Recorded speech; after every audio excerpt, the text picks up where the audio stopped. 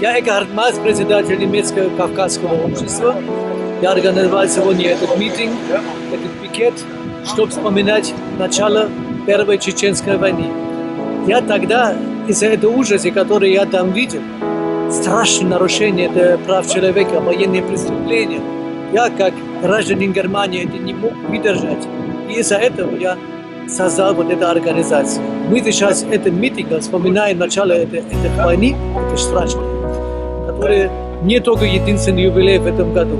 И мы хотим, чтобы создали комиссию по Евросовете, чтобы преследовать все преступления, которые там были в этой войне, и чтобы это пересмотреть на этому поводу тоже чеченский вопрос.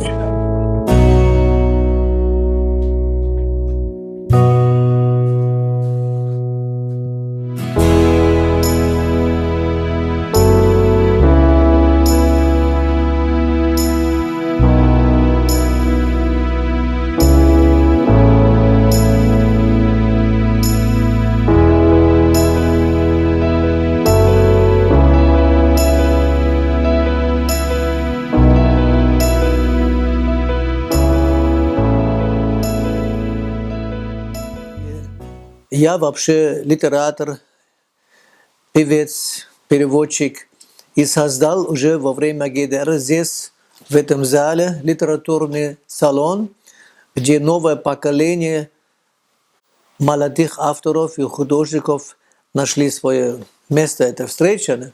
И я организовал там диссидентские чтения. Это сейчас очень интересно, если мы сейчас на свое прошлое посмотрим во время ГДР. Ну, в этот салон потом тоже пришли все тогда русские советские писатели, как Евтушенко, Булат Окуджава, Бела Ахмадуллина, Андрей Битов, Чингиз Айтматов, тоже молодые, Виктор Ерофеев, Сорок, Имприков. Они здесь все сидели за этим салоном. И художники из Прибалтики, из России, из многих стран, из Грузии. И этот зал еще, этот салон еще цветет, и здесь до сих пор происходят вот такие встречи. Но меня приглашали после соединения Германии работать в фонд Генриха Бöhler. Я там 7 лет работал, почетная работа в Совете соседства в Европе. А я был специалистом насчет России, насчет Кавказа, насчет Грузии. И организовал в Грузии 3 конференции. Одна конференция об основе демократии, и 2 конференции были общекавказские конференции. А я откровенно скажу, я там первый раз ознакомился с судьбой северных кавказских народов. И я первый раз узнал, кто осетинцы, кто чеченцы, ингуши. И там тоже была чеченская делегация. Там шла уже первая чеченская война, и я сразу понял, там надо что-то делать. И приглашал Рамзана Гойтемирова, это вождь, это зеленое движение Чечни, которое тоже не маленький роль играет для поворота в Чечне.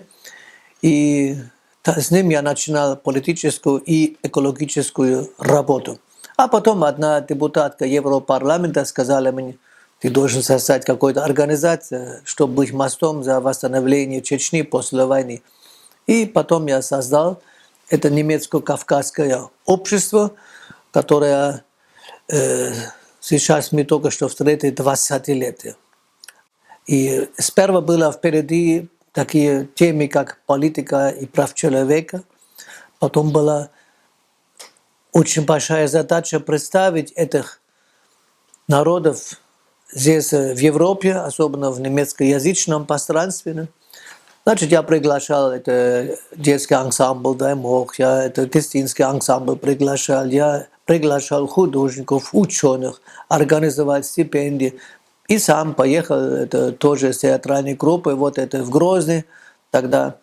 И первый раз я поехал туда в 1997 году, значит, сразу после выборов, и беседовал там с Асланом Масхадовым и Пасаевым, и познакомился с людьми, ситуация, и начинал уже потом опубликовать это интервью и так дальше. Вот эта работа с этим начинала.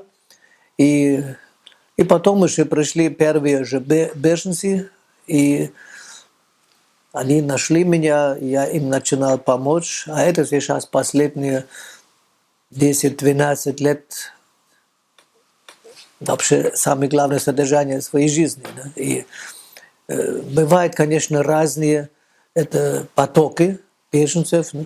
Сперва приехали, я так называю их, советские чеченцы. Это те, которые именно страдали под бомбами, вот это под войной.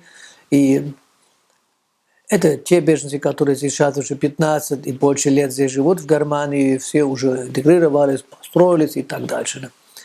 И потом уже начинала вторая кампания, и пришли уже политические беженцы, те, которые участвовали в структурах, это Чеченская республика Ичкерия, и много были ранены, много были, имели страшные травмы, много были, прошли это страшные пытки, были это в русских концлагере, там Чернокосове, как называется, и это было для меня очень трудное время, эта конфронтация вот с этими жертвами. Ну, я с моими связями организовал потом тоже политические встречи здесь, приглашал Ахмеда Закаева. Ну, он вообще, я только организовал, он официально был приглашен фракции Бундестага зеленых и перезнойте зеленые. И у него была встреча там во всем спикерами это внешней политики, это была очень удачная поездка. И потом он много раз уже приехал, но это была первая официальная его встреча, и потом у меня тоже были депутаты социал-демократической партии, которые его приглашали. Я еще помню, когда была розовая революция в 2008 году, да, это в Грузии, когда выбрали это Саакашвили, и как раз в этот день тоже Закаев был здесь. Я же помню, как мы там выступали в гостинице «Атлон», это было очень хорошее дело. Закаев там сказал, вот это как это Берлин, Германия, вот это вообще центр Европы, так является Тбилиси, да, центр вот это Кавказа, и очень хорошо было это его выступление. И так мы продолжали работать сейчас много лет, и сейчас актуальные проблемы, вот наша организация, вот это сейчас очень много беженцев приехали, после этого политических пришли уже очень много больные люди, а сейчас приезжают те, которые имеют какие-то конфликты с диктатурой, там это в Чечне. И проблема такая, чем более диктатор во власти, чем больше растет число потенциальных мстителей. Да? Сколько семей он убивал сыновей, питал, зажег это дома. А это сейчас все, о которых он это боится. Я думал, у него есть хорошая охрана, и все-таки он спокойно уже не спит.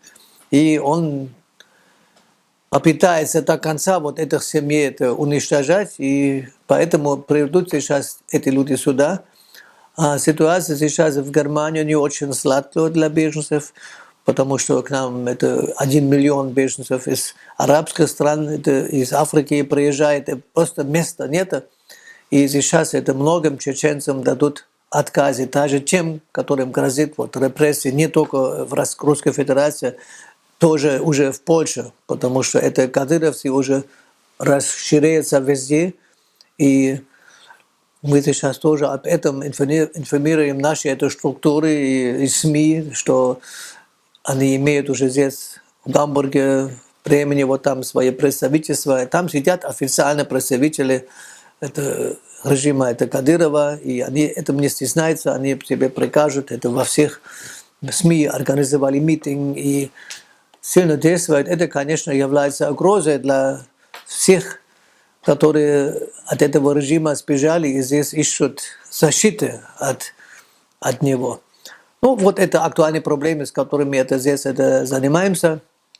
И, самое главное каждый день это тоже бытовые проблемы. Это как добивать свой азил, как добивать это вместе быть с своими родственниками, как лечиться здесь, да? И потом как уже интегрироваться, как найти квартиры, как устроить детей там в детских садиках и в школах. Да? Потом все криминальные дела идут через это наши организации, чтобы им помочь, если там что-то случилось. К сожалению, бывает у чеченцев нередко формы насилия. Если они попадут в какие-то драки, они хорошо могут быть, и всегда они потом виноваты, и всегда они потом, их потом это судят, и тоже жестоко судят. И это все задача организации, потом это организовывать, что их жены могут идти в тюрьму, чтобы увидеться с ними, и вот и так дальше. Да. Вот это то, что я сейчас кратко это могу это сказать.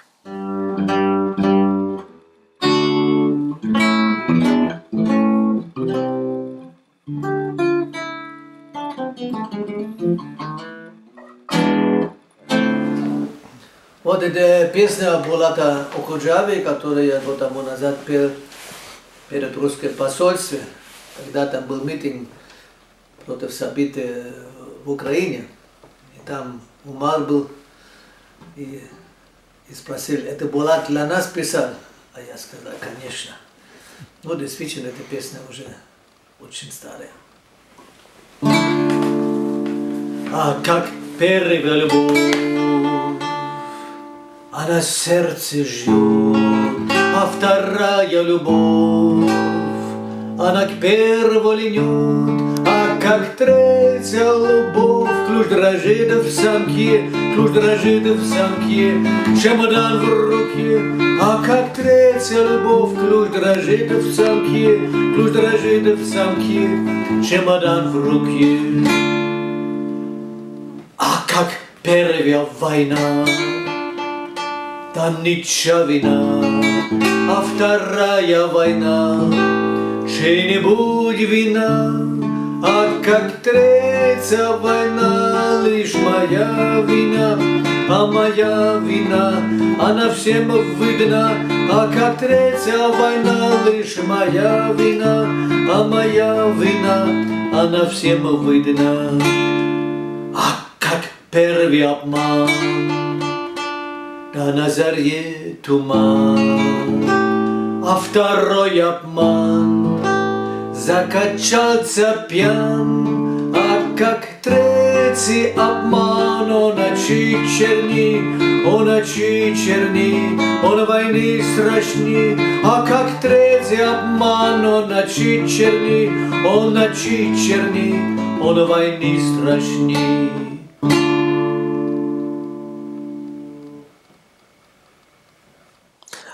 Все вот эти годы, когда мы создали вот это немецко-кавказское общество, я очень сильно поддерживал независимость Чечни, потому что я только видел решение этого русско-чеченского конфликта с независимостью этой Чечни. И здесь за этим столом не только был в гостях Ахмед Закаев, здесь тоже был Ильяс Ахмадов, который тогда создал вот план о мире, это безусловно независимости.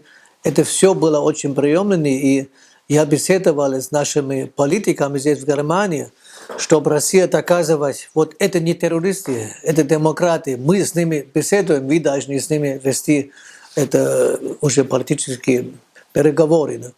И нам это, конечно, не удалось, потому что Россия это с первого дня после того, что они подписали план это о мире, там это не план, а этот договор о мире уже не хотели, знали, что они снова будут воевать, снова будут уничтожать и так дальше. Россия это никак не хотела, а здесь это сильно хватало, это, чтобы это от них требовать. Да?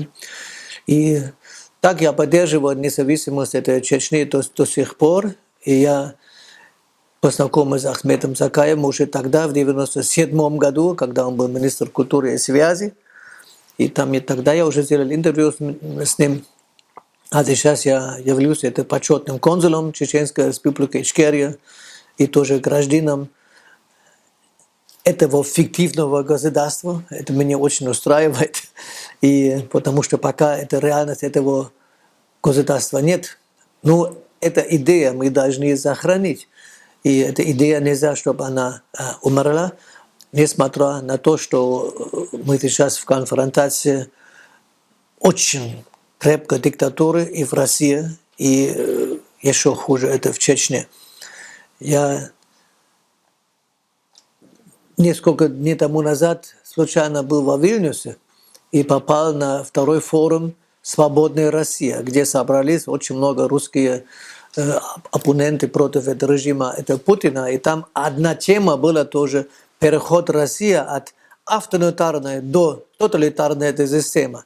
А я там тоже выступал и дал тоже интервью, говорили о том, знаете, вот это в Чечне уже давно тоталитарная эта система. Там беспредел, можно похитить, питать, убивать, это изнасиловать, это без это какое-то судебное это решение, без наследства, без беспредел, можно просто так сказать. Это катастрофа, и мне это очень больно, что в России никогда не была адекватная реакция на это событие в Чечне. Не тогда, во время Первой войны, не во время Второй войны, и тем не менее и сейчас.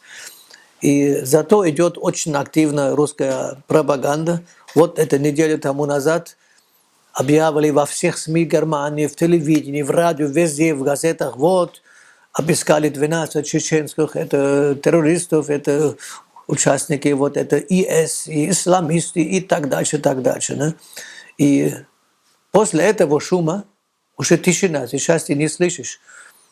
Никого не арестовали, значит, ничего не нашли. Всегда так происходит, что ФСБ предупреждает наши структуры, вот здесь эти чеченцы, они приготовят какое-то нападение и так дальше. Да? И наши структуры сразу нападают, все делают. Да? Ну, действительно, я не думаю, что сейчас в чеченцах есть такие люди. Если такие люди есть, тогда по заданию России, которые сейчас пришли, вот, многие из них фальшивно пришли, им дали это фальшивные документы, они сейчас лазят, это спортивные организации. Да?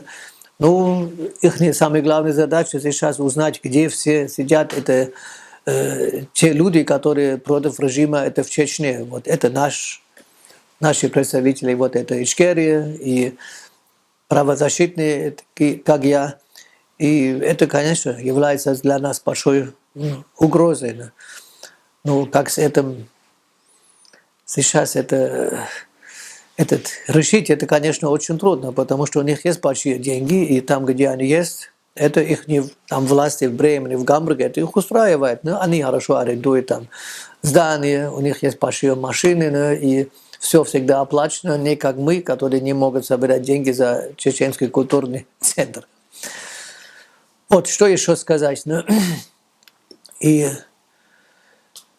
актуально у нас это есть проблема, что происходит сейчас изменение это в Чечне, которое также касается тоже вот это религия, особенно в молодежи сейчас. У меня здесь, которые придут люди, немало, которые уже религия по-другому понимает, как это чеченские традиции, уже зикр не танцует, уже многие вещи не признают, которые вообще в традиции это Чечни, и прикажут это женщинам, женам, там, чтобы они носили киджаб, выпускают борода, и это немножко не очень для меня это хорошее развитие, несмотря на то, что я, конечно, понимаю, что особенно люди в эмиграции хотят вот сохранить особенно свою религию. Здесь есть это многие, кто от этого отвезет. В нашей Германии это очень светское государство. Там это, и если люди потом идут это в мечети, там их могут вербовать и могут сказать: дорогой мой, если так продолжаешь свою жизнь, ты рай пропускаешь. Да? И ну, это те люди, которые от чеченцев, которые действительно ушли потом в Сирию или КС, это очень, очень мало. Более всего чеченцы хотят здесь это найти какую-то мирную жизнь, хотят, чтобы дети хорошо учились, ну, и ищут себе профессию. И чеченцы очень быстро интегрируются. Это в сравнении с другими вот это нациями очень. И наша организация, мы это как сможем, это поддерживаем. Ну, у нас был один большой поток, был это по-моему, в 2014-2015 году, когда по тысячами они приехали. Потом это утихло, вот это движение, а сейчас снова немало приезжает. Ну, знаете, к нам приезжают, конечно, те, которые попали в конфликт с кадыровцами. Это немало.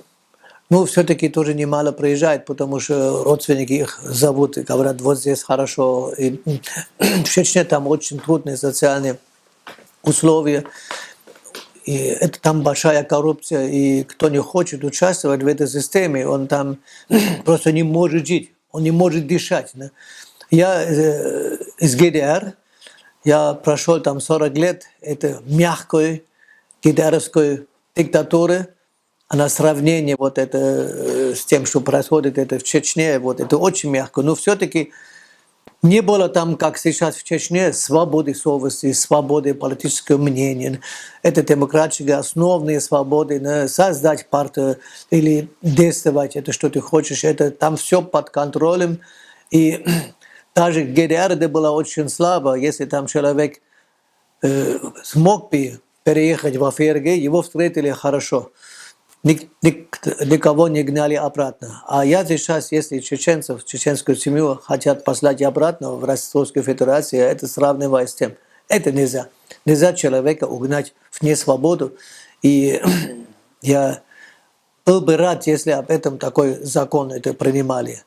Не надо бояться, что целый народ приедет. Это не будет. Потому что идет тоже другой процесс. Последние годы я вижу процесс помирения этих чеченцев. Но те, которые сбежали от политических и столкновений вот и так дальше, сейчас они все-таки скучают по своим семьям, и последние годы многие едут там в отпуск домой. И это семейные связи в Чечне самые основные, очень крепкие, и я думал, вот это народ разбить, это не удастся. Да. И даже если сейчас там это страшная диктатура, и те, которые работают для этого режима, да, у меня споры есть с моим другом, который говорит, это все не чеченцы, которые служат этому диктатору, а я говорю, нет, вот это каждый чеченец имеет чеченское сердце, и каждый вспоминает это депортацию, каждый вспоминает вот это геноцидало, вот это опыт, который чеченский народ прошел. Все-таки это в каждом, это чеченцам это есть. И если будут это другие условия, вот, они будут уже опять поставиться на ноги и бросать вот эту диктатуру и стать нормальными чеченцами. Но это мы сейчас, наверное, еще надо ждать немало, потому что пока Путин молодой и крепко сидит, я жду каждый год, чтобы он является себе царем навечно Российской Федерации. Все могут быть. Сейчас растут, это диктатуры уже на краю это Европы, и это все меня очень сильно это напугает. Но моя работа это только вот это Чечня и Россия, вот это мой взгляд, что происходит это в других регионах мира, я не могу везде это действовать. Это я просто далеко вижу, что происходит сейчас в Турции. Будет это очень опасно, что тоже начинает какое-то столкновение. Я сейчас уже боюсь о будущей Европе. Да? Правые силы растут, и во Франции, в Австрии, везде. Да? И это очень легко могут выйти с новым столкновением. Дай Бог, что это не будет. Чтобы не снова люди должны то прошли, что мы прошли в прошлом веке здесь в Европе, и что сейчас Чечня пошла и 90-е и 20-е, это 2000-е годы.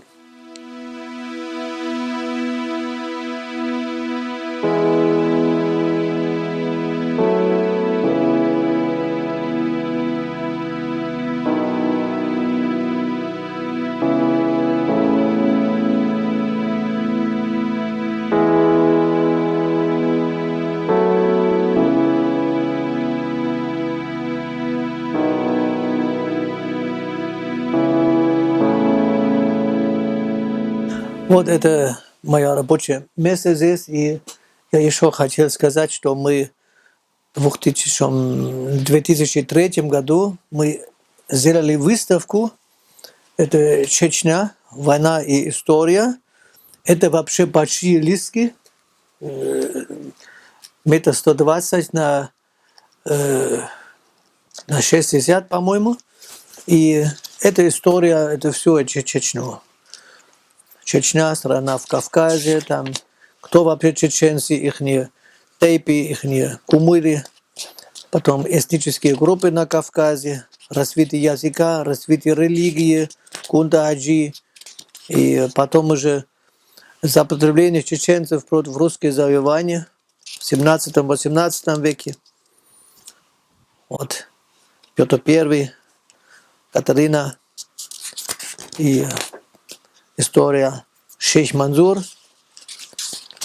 И потом сопротивление в 19 веке, Ермолов, имам Шамиль, Дади Юрт, история имама Шамиля.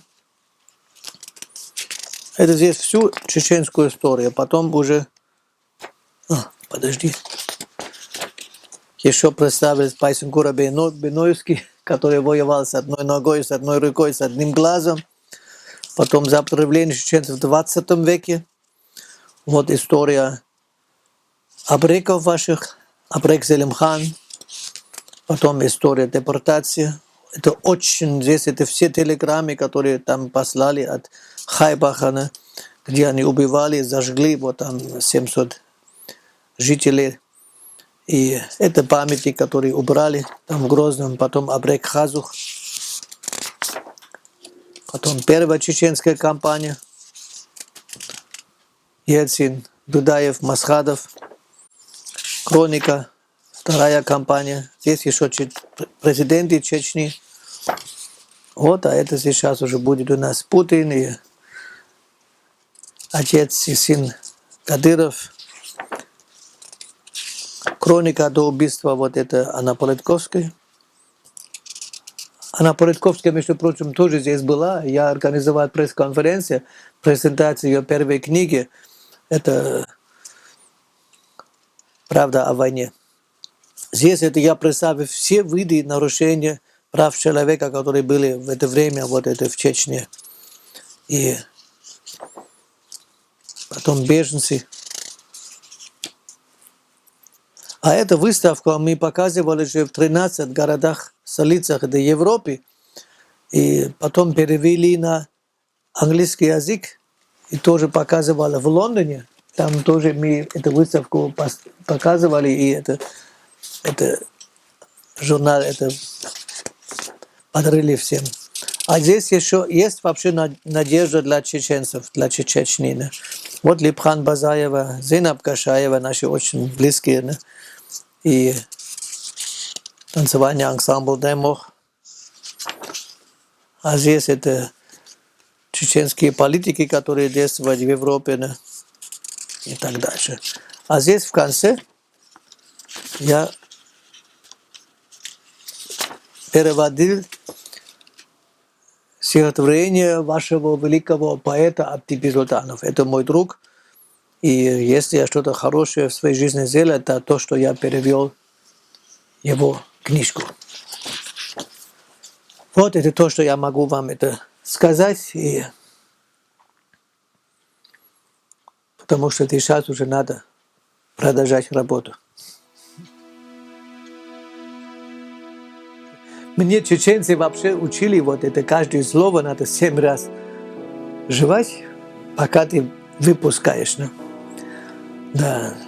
Я хотел сказать, это я удивляюсь, почему не нашелся пока джигит, который может эту страну освободить от этой диктатуры, от этого диктатора. Да. И потому что это для чеченцев это катастрофа, это диктатура. Несмотря на то, что Рамзан Кадыров будет войти в историю как человек, который построил это, снова восстановил эту Чечню. И он же создал себе вечную память. И потому что позже, потом мне интересно, на каких костей он построил новый город. Если ты видишь, это куда угодно, Рим или это какой-то город, это ты только видишь сейчас красоту архитектуры, крепости, замки и дворцы, церкви. И никто не думает о том, кто эти церкви построили, сколько людей там это работали, страдали, гибли, да, как сейчас это в Чечне. Да. Знаете, вот это я иногда читаю лекции про Чечню, про чеченцев, и я уже несколько раз даже 7 часов это рассказываю про чеченцев, да, и это было в городах, это Мюнхен, особо более в западный, на Франкфурт на Майне, сейчас недавно в Потсдаме, где я хочу объяснить историю и тоже менталитет это чеченцев. Да. И у чеченцев интересно, что у них никогда не было феодальной структуры. Они не знают это подчиниться, они рабство не знают. И это интересно. И они всегда были свободные крестьяне на своей этой земле, как это в Швейцарии. У них не было феодальной структуры, у них не было вот и короли, и князи, и вот и так дальше. Они всегда были ровно.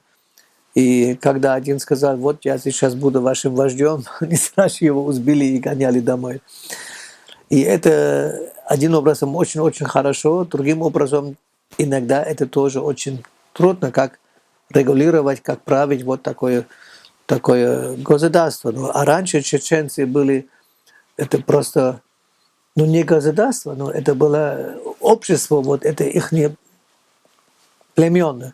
И Цурцукеция, которая почти 2000 лет это существовало, это безумно интересно. Но свобода, это для чеченцев, это самая высокая ценность, и они лучше это умирают, чем это жить это в рабстве, как пленные, как несвободные. И каждый, когда кто-то придет в дом, они говорят, приходи свободно, марш ойла. И когда уходят, они говорят, это иди свободно. И вообще это мужчина не должен сказать, это, когда он уходит из дома, куда он идет, когда возвращает, чтобы его свободу не уменьшить. Но это тоже иногда не очень практично в условиях этой войны. Но это только некоторые моменты. Чеченцы, как все это кавказские народы, очень социальны, особенно в своих тайпах, своих где они считаются, что они все-таки из одного деревня или одного места там это в Чечне. И очень социальны, помогает это друг друга, если человек это больной, если человек умирает, тоже здесь это в Германии.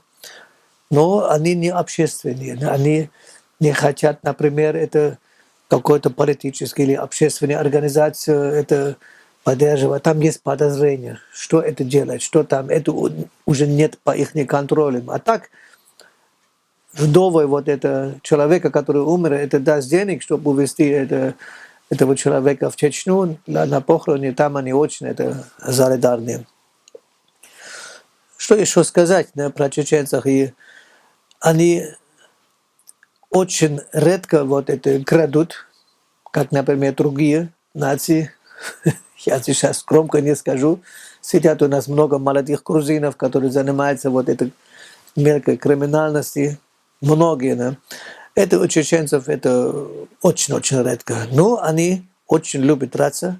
А где они слышат, есть драка, уже прибегут, чтобы помочь одному чеченцу. Да, и очень быстро превращается это личное столкновение уже в массовые вот это столкновения.